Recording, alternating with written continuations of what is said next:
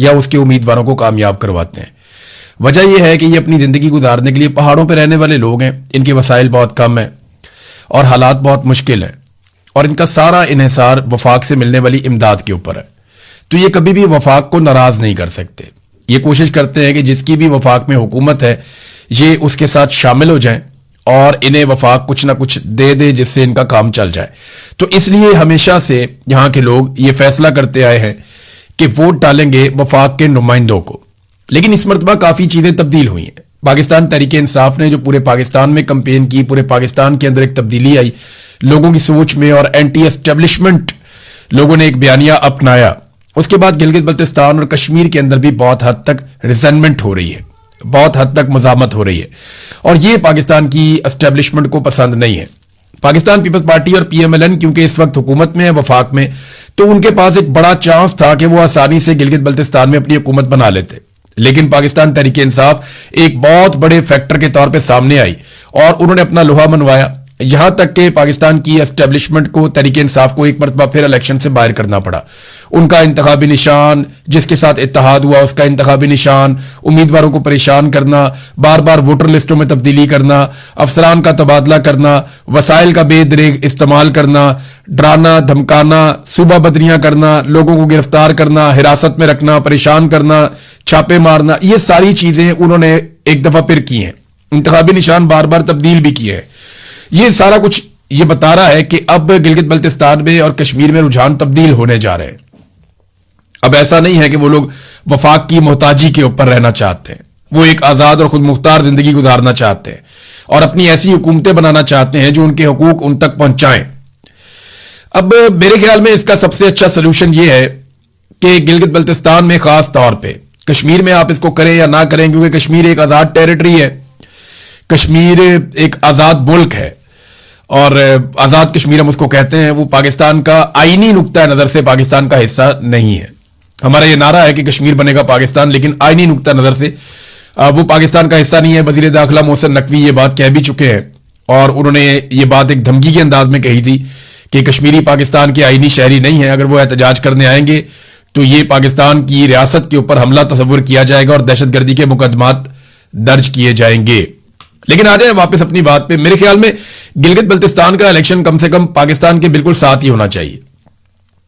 उसे सूबे का स्टेटस देना चाहिए, वहां से कौमी असेंबली के फिर मेंबर्स भी बनने चाहिए, और गिलगित बल्तिस्तान का अगर वो आप नहीं कर सकते, मुकम्मल तौर पे उसे पाकिस्तान के साथ नहीं जोड़ सकते, एक मुतनाज़ टेरिटरी के तौर पे आप उसको देखते हैं, तो भी आपको कम से कम ये करना होगा कि उसका इलेक्शन पाकिस्तान के साथ ही हो जाए, ताकि वहां के लोग आजादी के साथ अपनी राय का इजहार कर सकें, बजाय इसके कि वो वफाक की तरफ देखते रहे कि जिसकी हुकूमत वहां पे बनेगी या जो भी वहां पे मुसल्लत किया जाएगा हमें भी अपने ऊपर उसी को बैठाना है। तो ये चीज मुस्तकबिल में होनी चाहिए। अब इलेक्शन है कल के दिन में, आज रात को आप वीलॉग सुन रहे हैं, कल के दिन में गिलगित बल्तिस्तान के लोग फैसला करेंगे कि वो क्या सोचते हैं, और उनके फैसले के बाद पाकिस्तान की मिलिट्री एस्टेब्लिशमेंट ये फैसला करेगी कि उन्होंने अपनी रविश तब्दील करनी है या तब्दील नहीं करनी। अब आ जाए जरा कश्मीर की जानिब नादरीन। आजाद कश्मीर में कई मुकामात पर एहतजाज शुरू हो गया है, गिरफ्तारियां भी शुरू हो गई हैं। गिरफ्तारियों के हवाले से आजाद कश्मीर के तर्जुमान, जो IG के तर्जुमान है, उन्होंने एक स्टेटमेंट जारी किया और यह बताया कि 72 अफराद को गिरफ्तार किया गया है वहां पे आजाद कश्मीर में, और साथ ही साथ ये भी कहा गया कि ये लोग शरपसंद हैं, कलदम तंजीम से इनका ताल्लुक है, और इनके ताल्लुकात जो है वो गैर मुल्की अफराद से भी मिलते हैं। जब गैर मुल्की अफराद कहते हैं तो आपको डायरेक्ट आपका दिमाग जाता है कि शायद इंडिया के साथ मिलते हैं। ऐसा नहीं है, ये ओवरसीज पाकिस्तानी जो बाहर रहते हैं, कश्मीरी बहुत बड़ी तादाद में, उनके साथ इनके रवाबित रहते हैं और उनके साथ इनके ताल्लुकात हैं। अगर इंडिया होता तो शायद वो ये कह देते, लेकिन वो तासुर यही देते हैं। आपको पता है पुलिस भी प्रोपेगेंडा में लग जाती है। वहां पे जो IG लगाया गया वो कैप्टन लियाकत को लगाया गया था। कैप्टन लियाकत की ज़हनियत का अंदाजा आप उनके इस एक बयान से लगा सकते हैं।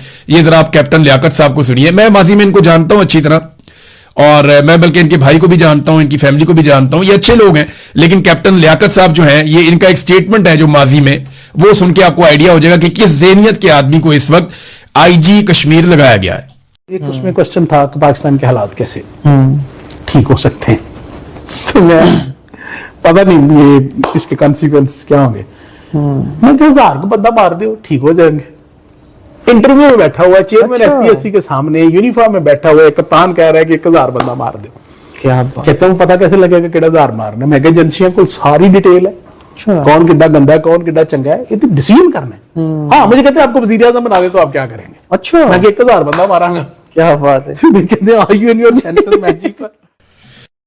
ये हंस के बता रहे हैं एक इंटरव्यू में इस वक्त जो आईजी है कश्मीर के कि 1000 आदमी मार दें तो सब कुछ ठीक हो जाएगा. ये एक्चुअली दबाव डालने की बात कर रहे हैं और मावरा अदालत जो कत्ल किए जाते हैं उनको सपोर्ट कर रहे हैं हंसते हुए, एंजॉय करते हुए. अब इस ज़हनियत के ऑफिसर को कश्मीर में लगाया गया है जो 1000 आदमी मारना चाहता है. हालात को ठीक करने का उसके पास सबसे बेहतरीन हल जो उसने अपने इंटरव्यू के अंदर कहा था वो यही है कि 1000 आदमी मार दिया जाए तो हालात ठीक हो सकते हैं, चीजें कंट्रोल हो सकती हैं. बहरहाल ये अब रियासत की मर्जी है कि वो किस तरह के लोगों को मुसल्लत करती है अवाम के ऊपर.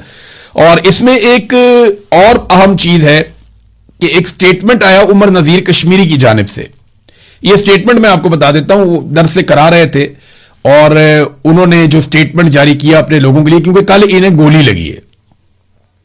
इन्हें रावलाकोट के ये हैं, ये एक जगह से दूसरी जगह ट्रेवल कर रहे थे अपने साथियों के साथ.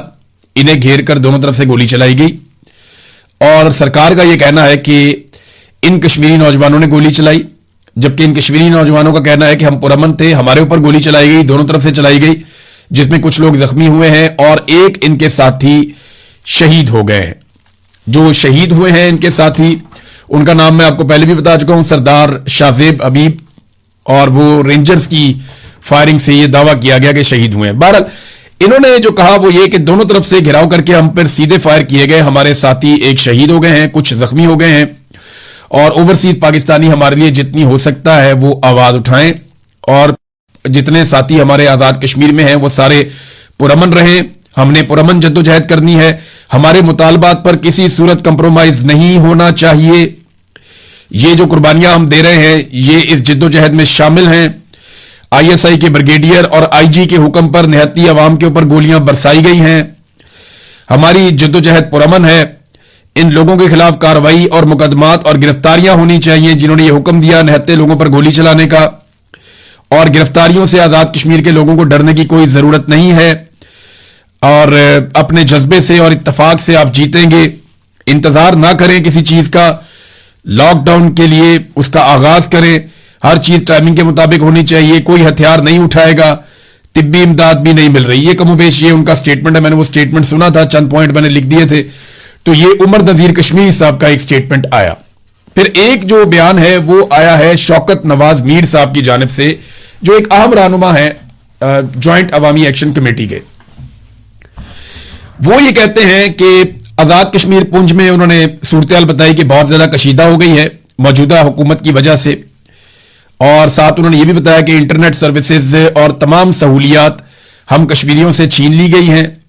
मोबाइल और इंटरनेट बंदिश की वजह से सिर्फ ये ऑडियो पैगाम एक मैं जारी कर रहा हूं और ये पैगाम आप सबसे गुजारिश है कि हर तरफ फैला दें. सरदार शाहजेब हबीब कश्मीरी जो हैं इन्हें रेंजर्स की फायरिंग से ये शहीद हो गए हैं. शहीद के खून का बदला जरूर लिया जाएगा. मजालिम की वजह से हम अपनी जद्दोजहद से पीछे नहीं हटेंगे. हमारी जद्दोजहद पुरअमन और बुनियादी हकूक के लिए है और हम पे गोली चलाई गई है. ये अक़वाम मुत्तहिदा के चार्टर की खिलाफ वर्जी की गई जिसके मुताबिक बुनियादी अपने हकूक के लिए हम अपना हक इस्तेमाल करते हुए, ये हमारा बुनियादी हक है कि हम पुरअमन एहतजाज कर सके अपने बुनियादी हकूक के लिए. तो हम पे गोली चलाई गई, ये अक़वाम मुत्तहिदा के चार्टर की भी खिलाफ वर्जी है और ये हमारे हकूक की संगीन खिलाफ वर्जी है. ये जनाब शौकत नवाज मीर साहब का स्टेटमेंट है. तो कश्मीर की सूरत हाल नाज़रीन आपके सामने है. छापे गिरफ्तारियां जारी हैं. एक जगह पे वीडियो आई, वहां पे कुछ रहनुमाओं को गिरफ्तार करने की कोशिश की गई तो आवाम बहुत बड़ी तादाद में पहुंच गई और उन्होंने अपने लोगों को छुड़वा लिया. यह है नाज़रीन कश्मीर की सूरत हाल जो बिगड़ती चली जा रही है. गिलगित बल्तिस्तान में इलेक्शन है और कल उसके नताइज आना शुरू होंगे तो हमें पता चलेगा कि वहां पे अवाम के साथ क्या किया गया.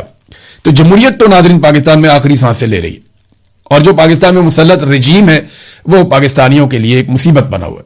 ये पाकिस्तान के वफाकी इदारे शुमारियात की जो कल की रिपोर्ट है वो जरा आप देख लीजिए. अच्छा, ये रिपोर्ट पाकिस्तान के वफाकी इदारा शुमारियात की अपनी रिपोर्ट है.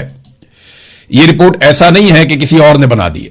और देखें, जब पाकिस्तान का अपना सरकारी इदारा रिपोर्ट बनाएगा तो वो कम से कम ये तो कोशिश करेगा कि हुकूमत को कोई फेस सेविंग मिल जाए. फेस सेविंग के बावजूद जो उन्होंने आदादो शुमार जमा करवाए वो आदादो शुमार क्या बताते हैं कि एक साल में, पिछले बजट से लेकर इस बजट तक, इस एक साल में शहबाज शरीफ और आसिम मुनीर साहब के रिजीम ने पाकिस्तानियों के ऊपर कितना बोझ डाला। सिर्फ चंद चीजों का मैं जिक्र करूंगा। ये वफाकी इदारा शुमारियात का डाटा है। वो कहते हैं जी आटे की कीमत में 60% इजाफा हो गया, यानी जितने का आटा था उसमें 60% इजाफा हो गया। आज आटा 3,000 रुपए के आसपास मिलता है, 20 किलो का थैला। बाद 2,250 का, 3,000 का, ये उसका रेट चल रहा है। कई जगह पे ज्यादा, कई जगह पे कम। लेकिन इमरान खान साहब के दौर में ये 1,100 रुपए का था और कहा जाता था बहुत महंगा।